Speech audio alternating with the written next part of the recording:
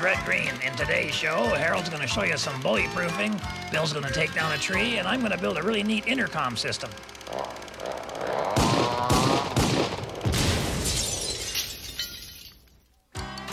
Here's the main reason we call this the Red Green Show. The man who pays the bills, and sometimes the heralds. Here he is, the small medium, Mr. Lodge, Red Green.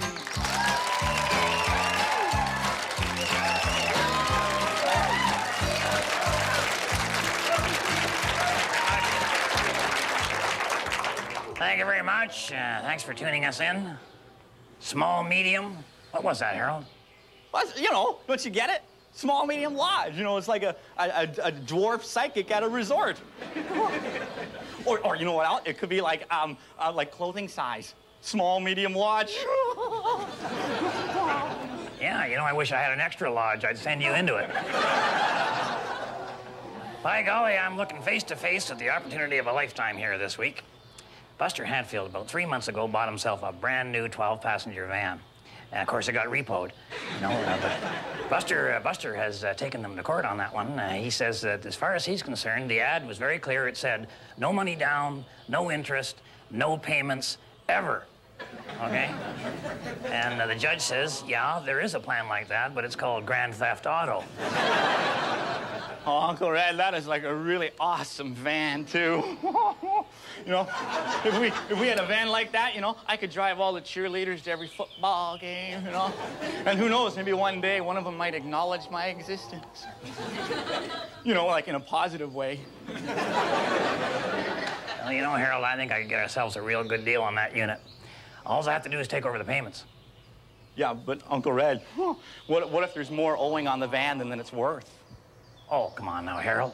You think a bank is going to lend somebody more money than they can pay back? Yes. They do it all the time, but it's, you know, for rich people in governments. Right. But this is Buster, okay? Now, the whole thing comes down to the art of negotiation, which happens to be my specialty, Harold. Oh, really? Oh. And how much did you pay for the Possum van? Nothing, Harold. That was a gift from my parents for graduating from public school. That way, I wouldn't have to borrow my dad's car to drive to junior high. Bit of a slow learner there, were we? Well, it was a different world then, Harold. You know, we had the chores and the harvest, and of course, billiards. Of course, all of us were in the same boat at that time, you know. The youngest guy in my high school class was always the teacher. You're truly amazing, Uncle Red. I mean, there you stand in this age of information with virtually no education. No insight, no special abilities, certainly no people skills. Basically an IQ about, you know, room temperature. And there you stand, sir, and I say this to you, you are a tribute to the television standard. Well, thank you, Harold. You're welcome.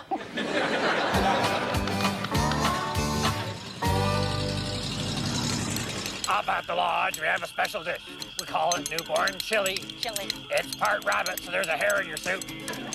Part turnip, part cabbage, part Philly. Oh, we mix it all up with a pound of cayenne. That's newborn chili, all right. We call it newborn because it's lumpy on the bottom and it makes a rocket in the middle of the night. This week on Handyman Corner, we're going to show you how to modernize your home to make it not only more convenient for your family, but also easier to sell when that day comes, which it will, when you can no longer motivate yourself to come up with the mortgage payment. All right, now the first thing you're going to need is about half a dozen of these previously owned personal porcelain appliances. And I'll tell you, you can pretty well name your own price on these units because there is very little demand, surprisingly enough, for the used toilet. Now, you're also going to need a bunch of the ABS drain pipe and a whole trunk load of fittings, you know, the T's and the elbows and what have you, so that you can connect all of this stuff into your existing drain system. Now, you can use the epoxy cement on that, or you could use gum, or even pop rivets. I prefer the handyman's secret weapon, duct tape. Okay, now you put one of these units in each of the rooms you use most often, and you hook them right into the drain system, like I've done here. They say that a man's home is his castle. Well, now you can have a throne in every room. And put the unit right out in the middle of the room like this, because This is no longer a toilet.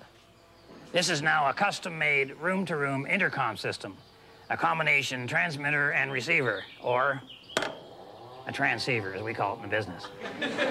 And the drain system becomes your distribution grid. And if you hook her into the roof breather, as I've done here, you now have a two-way public address system right out to your front door. So you can, you know, greet your guests or tell the police that you're not home or whatever. Now, when you want to signal people on the second floor,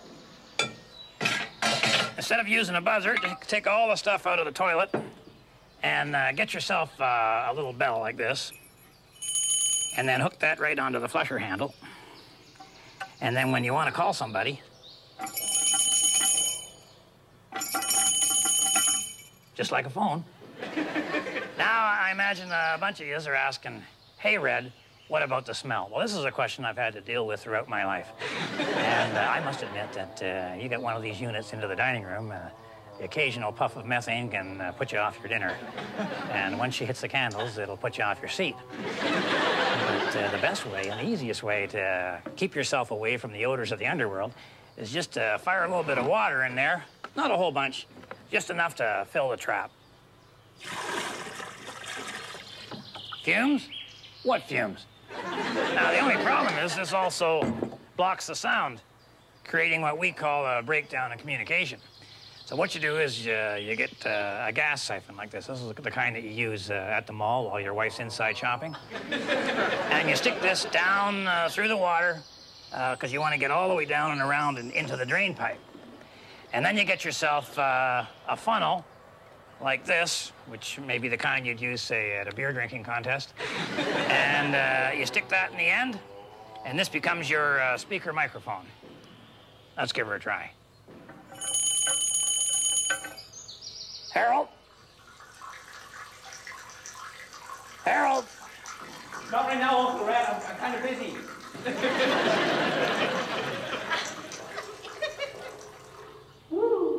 Well, she's as clear as a bell, isn't she? You know, we could use this, actually, to pump music all through the whole lodge. Try to imagine the best of Boxcar Willie coming out of a John. Anyway, remember, the women don't find you handsome. They should at least find you handy. I'm just going to put you on hold there, Harold. I'll get back to you.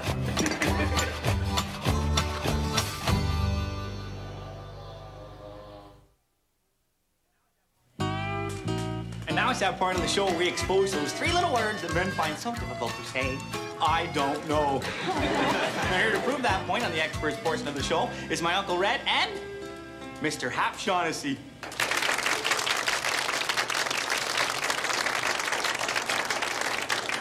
Here we go with our letter. Our viewer sent this in actually for your professional analysis, so this ought to be interesting. It says, Dear experts, I found this doohickey while cleaning out my closet, and I'd like to know what it is and how it works. Please give me a clue. Signed, Clued Out.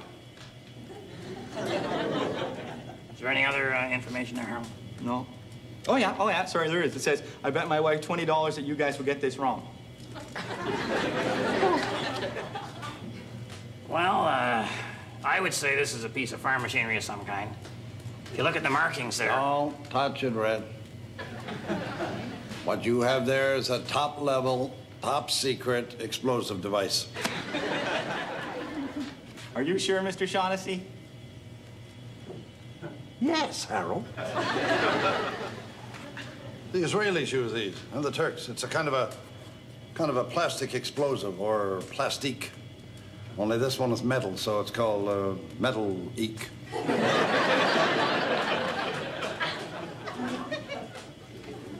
Well, Hap, I don't know what this is either. But I'll tell you one thing, we're not going to waste any more time with it. Let's get on to the next letter.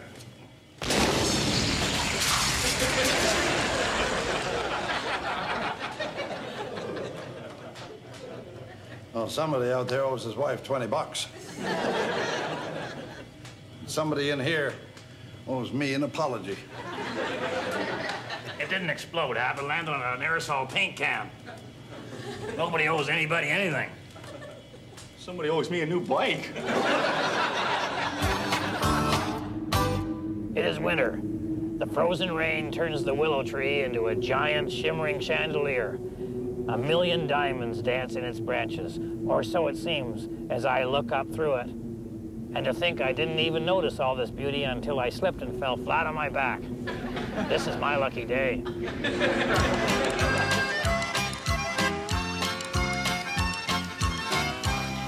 Glenn? Glenn? Oh, thanks.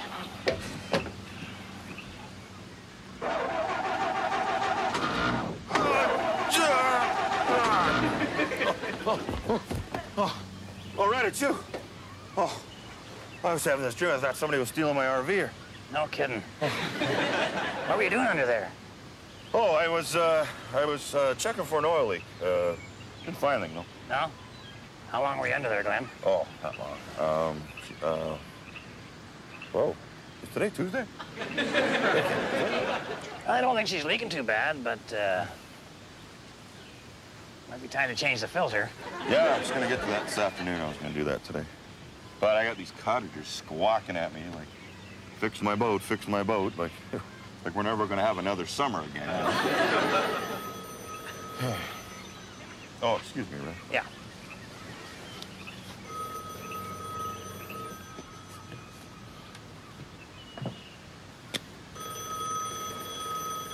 Glenn, aren't you gonna answer that? I just said I gotta put an oil filter in first, Red. Oh.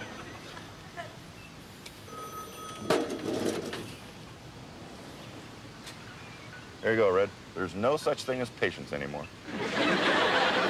You know, Glenn, trying to save a little bit of money up the lodge, we thought we might start a carpool. You know, where you get all the guys traveling around in just the one vehicle. Oh, that's a great idea, Red. Yeah. Yeah, I got the 8-bucket recliners in here. I got the queen-size bed. I got a fridge full of TV dinners, and both microwaves are fired up. Oh, Dolores and I can go at any second. We're on a 24-hour alert. Well, no, that's good. But actually, I was going to use Buster Hadfield's 12-passenger van, you know, after I buy it. Oh. Well, count me out, Red. All right! Man, they buy a boat from me, they think they own me. Oh, Glenn, you know, it might be the guy from the RV place. That's true. That's right.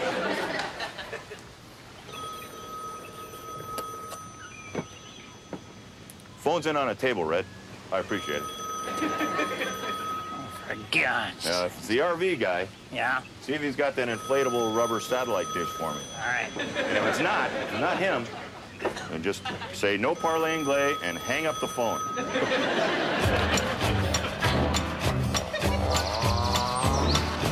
Well, as I said, negotiation is the key to most things in life, and I think I've come up with a little plan here that's going to be able to justify me getting that brand new 12-passenger van. Well, I don't know, Uncle Red. That's not what I heard. You know, I mean, if you're talking about that carpool thing, because all the people I talked to, they said they want to drive their own car. You know, it's like a control thing. You know, men can be awfully finicky when it comes to their radio dials, you know. Guys get pretty picky when it comes to volume knobs. Well, thank you, Mr. Knob. What Harold doesn't realize is that in my plan, all the guys will be in their own cars. Because what I'm going to do is duct tape all the vehicles together and then run this rope up to my 12-passenger and tow the whole bunch of them. That's going to be better for the environment, too. Excuse me, Uncle Red, how do you figure that's better for the environment? Am I missing something? Well, you're missing so many things, Harold. But what I was referring to is that we only got one engine running, you see?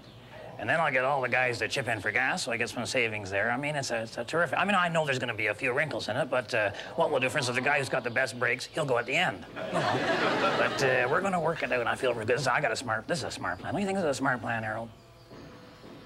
Well, have you actually paid for the van yet? No. Oh, and are you going to get a chance to actually, you know, try this convoy caravan armada idea of yours, you know, before you do pay for it?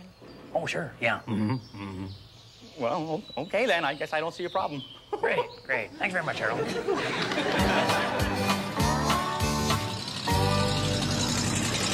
Mowing every hayfield and putting them in bales.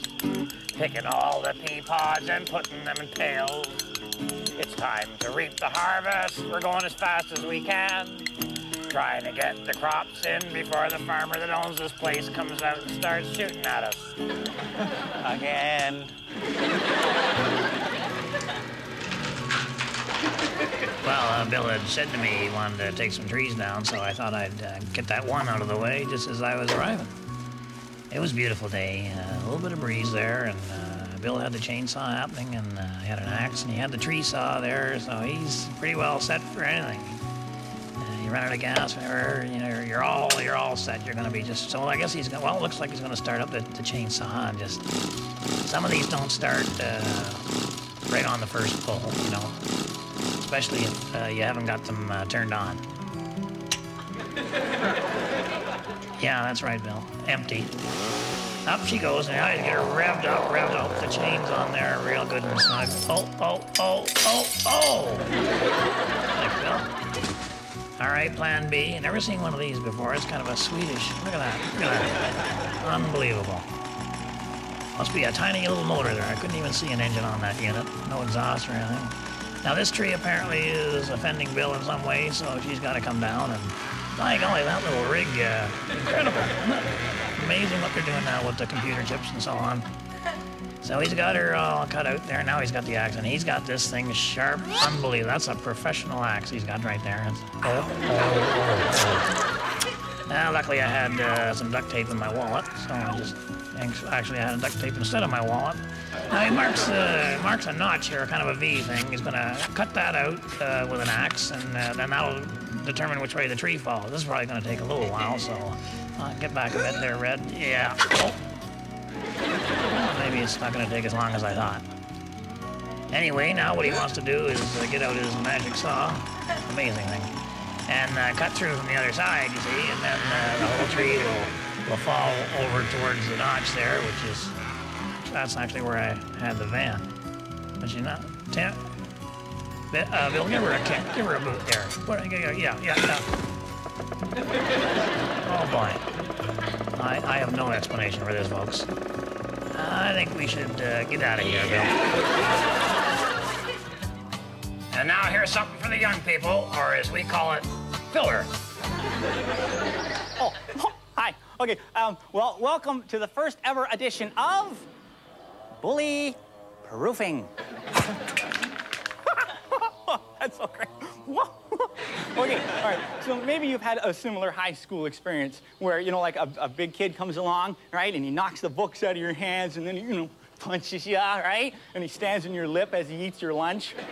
Yeah, well, okay. Yeah, it's not so bad the first few times, but eventually you're going to want to know the art of bully proofing. Looks soft, doesn't it? Looks soft. What? There's numerous proven techniques. I look soft. There's proven techniques throughout the times, but like, for instance, one of the good ones, right? Fleeing quickly. Oftentimes a good one. Another one, the deadly garlic diet. Or perhaps the famous and oriental technique of nunchuck. Ah, that's a good one, too. That's where you throw up on a person. But whatever you choose, the point is, you gotta stand up for yourself. So, Harold, what is it? Okay, Red, what? Stop fooling around with all that stuff. Okay, all right. I don't even think so, buddy. And clean up all those blocks you knocked over. Okay, all righty. Okay. Okay.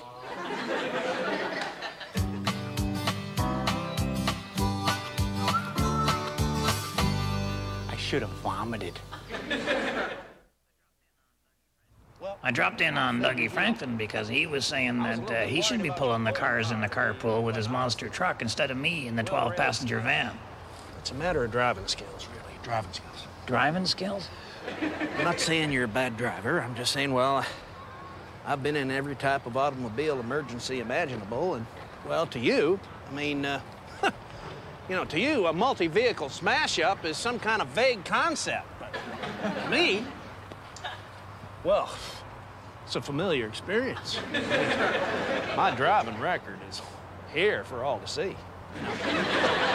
It's not some sort of airy-fairy textbook knowledge you're looking at here. This is hands-on, head-on experience. I mean, I know everything there is to know about, well, head-on collision there.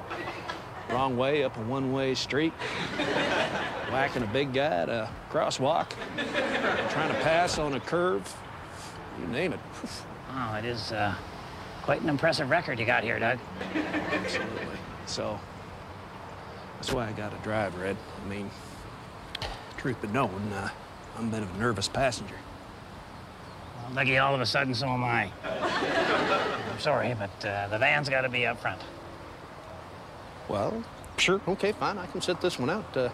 No hard feelings, I guess. Oh, no, no. No, no, none. Believe me.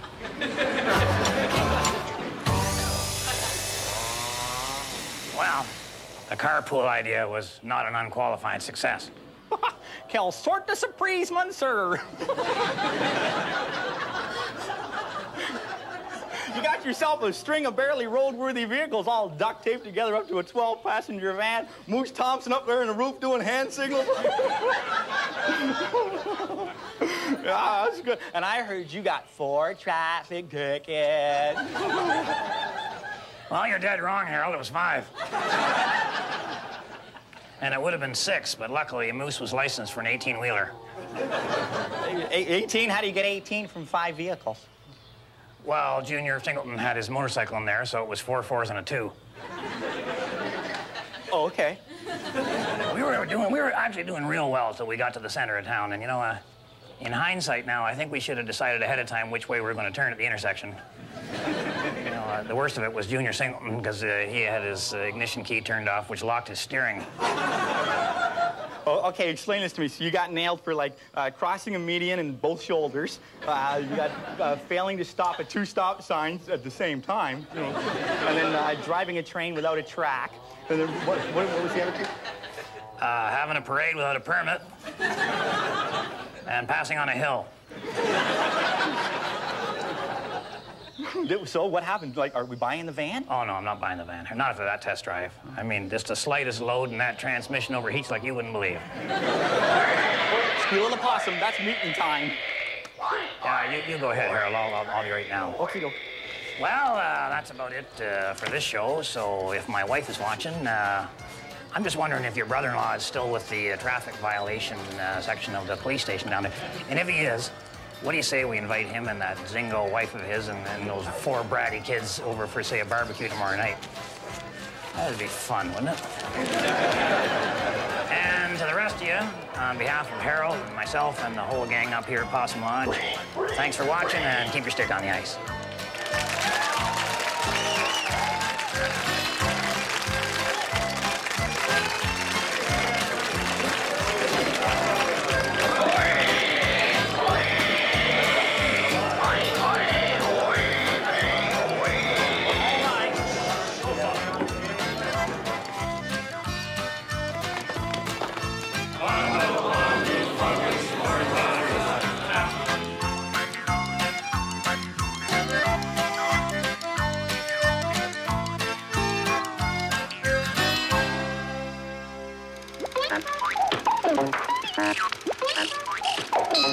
Ha ha ha!